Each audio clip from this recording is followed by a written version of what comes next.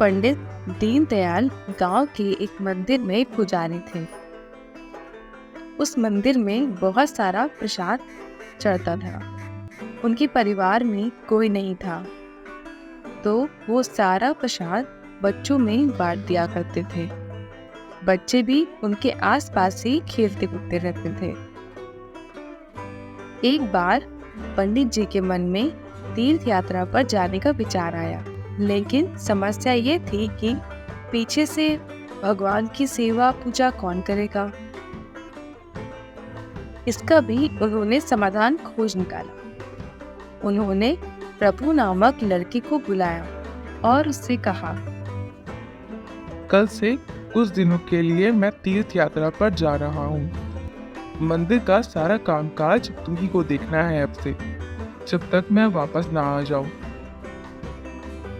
सारा कामकाज समझाकर पंडित जी अगले दिन तीर्थ यात्रा पर निकल पड़ते हैं। अब प्रभु भगवान की सेवा पूजा करता है, भोग लगाता है और सारा दिन मंदिर में ही व्यस्त रहता है। बच्चे खेलने के लिए उसे बुलाते हैं, फिर भी वो नहीं जाता। लेकिन जब वो अन्य बच्चे को खेलते हुए देखता है तो उसका मन भी खेलने को करने लगता है। लेकिन पंडित जी को दिए हुए वचन से बंधा हुआ होने के कारण प्रभु मंदिर में ही रहता है। एक दिन सभी बच्चे पत्थर मारकर जामुन तोड़ रहे थे। प्रभु को भी मन किया कि वो भी जामुन तोड़े।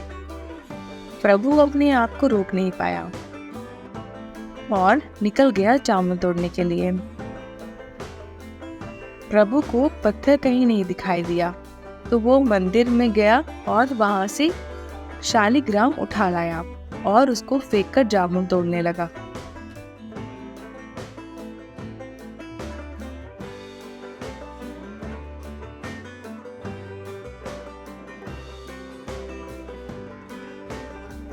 उसे जामुन तो मिल गए, सारे शालिग्राम गायब हो गए।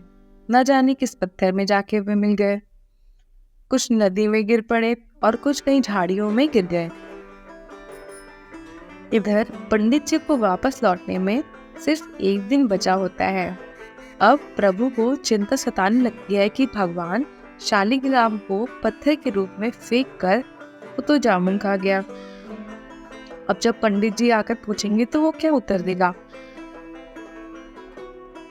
तभी उसके दिमाग में एक विचार आता है। भगवान शालिग्राम काले काले थे और जामुन भी काले ही हैं।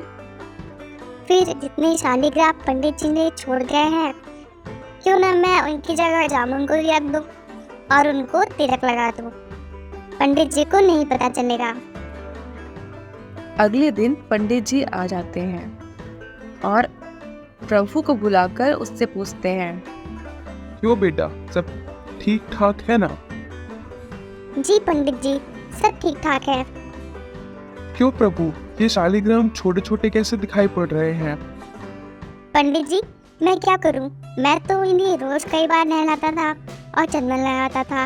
अब ये घिस गए तो इसमें मैं क्या करूं? पंडित जी को बच्चे की मन की बात समझ में आ गई। वे उसकी ओर देखते हुए और सोचने लगे, गलती मेरी ही है। मुझे ही इसको समझाना चाहिए था कि पूजा का क्या महत्व है। पंडित जी को अपनी गलती का एहसास हुआ। बेटा, तुमने इसको पत्थर समझ के फेंक दिया, उनकी मैं पूजा करता था। प्रभु पंडित जी की ओर देखता रह गया और समझ गया कि उनको पता चल गया है कि मैंने उनके पत्थर कहीं गुम कर दिए हैं। बाल मन अपराध के प्रति बेहद संवेदनशील होता है। डांट से बचने के लिए वो कोई भी कहानी गढ़ लेता है।